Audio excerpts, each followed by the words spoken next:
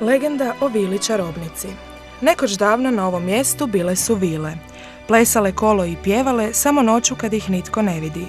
Jedne noći prolazio je mladić, najljepši u ovom kraju.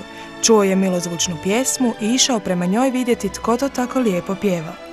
Kad je prišao bliže, vidio je 10 djevojaka, sve ljepša jedna od druge.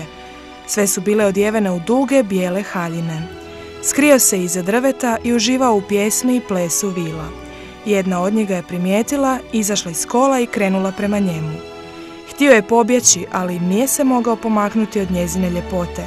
Prišla mu je i rekla: "Ti si najljepši mladić kojega sam vidjela."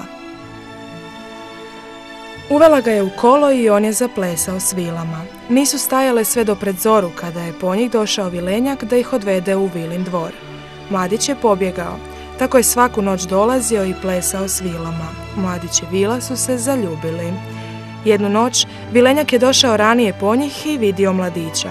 Sav ljut htio ga pretvoriti u kamen, ali vila koja se zaljubila u njega stala je između vilenjaka i mladića. Rekla je vilenjaku kako je zaljubljena u njega i da ga poštedi svoga gnjeva, ali on se naljutio i rekao da će ih oboje pretvoriti u kamen. Vila i mladić su se zagrlili i zaplakali. Vilenjak je vilu skamenio, a mladića pretvorio u prašinu koju će vjetar nositi i nikada neće prestati. Kamena vila svake zore plače za izgubljenom ljubavlju i nada se da će joj jednoga dana vjetar vratiti mladića.